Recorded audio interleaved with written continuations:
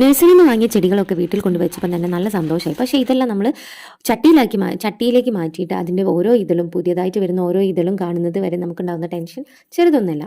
ചെടിയെ പ്രേമിക്കുന്നവർക്ക് മാത്രമേ ഉള്ളൂ ഇങ്ങനത്തെ ചെറിയ ചെറിയ ഭ്രാന്തുകളുണ്ട്. ഇന്ന് നമ്മൾ വെച്ച സ്ഥലത്തായിരിക്കില്ല നാളെ വെക്കുന്നത്. അതുപോലെ തന്നെ ഞാൻ പല സ്ഥലത്തു നിന്നായിട്ട് കൊണ്ടുവന്നിട്ടില്ലേ ചെറിയ ചെറിയ കമ്പുകളുണ്ടായിരുന്നു. നമ്മുടെ ബോഗൻവില്ല, അതായത് പണ്ടത്തെ കടലാസ് പൂ എന്ന് പറയുന്ന നമ്മുടെ ബോഗൻവില്ല, ഇപ്പോഴത്തെ ലേറ്റസ്റ്റ് ബോഗൻവില്ല. എല്ലാവർക്കും പൂക്കളെ എല്ലാവർക്കും ഇഷ്ടപ്പെടുന്ന ഒരു ചെടിയാണ് ബോഗൻവില്ല. അപ്പം എനിക്ക് കൂടുതലായിട്ട് ഇഷ്ടം ഇലച്ചെടികളോടായിരുന്നു. പക്ഷേ ഏതോ ഒരു സമയത്ത് പൂക്കളിങ്ങനെ കാണാൻ തുടങ്ങിയപ്പോൾ ബോഗൻവില്ലിനോട് വല്ലാത്തൊരു ഇഷ്ടം തോന്നിയിട്ടുണ്ടായിരുന്നു. ആ സമയത്ത് ഞാൻ ചെറിയ കമ്പുകൾ കുത്തി വെച്ചിട്ട് നട്ടതായിരുന്നു ഈ ചെടികളെല്ലാം.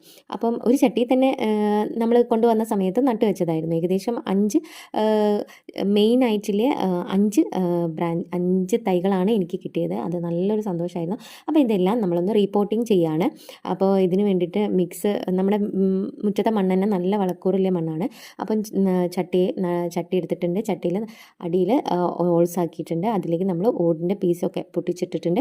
പിന്നെ മുറ്റത്ത് നന്നായിട്ട് ചവല അടിച്ച് വാരിയിട്ടുള്ള ചവല ഉണ്ടായിരുന്നു. അതെല്ലാം വെച്ചതിന് ശേഷം ചവലയിലേക്ക് നമ്മൾ വളർത്തിയെടുത്തിട്ടില്ല ബോഗൻവില്ലേൻ്റെ തൈ വെച്ചിട്ട് അതിൽ കുറച്ച് മണ്ണും ചാണകപ്പൊടിയും കൂടി മിക്സ് ചെയ്തിട്ട് കുറച്ചധികം നമ്മളെ ഉണങ്ങിയ ഇലയും കൂടി ഇട്ടിട്ടുണ്ടെങ്കിൽ ഒന്ന് സെറ്റായിട്ടു. ഇതെല്ലാം കൂടിയിട്ട് നമ്മൾ തണലത്താണ് കുറച്ച് ദിവസം വെക്കുന്നത്.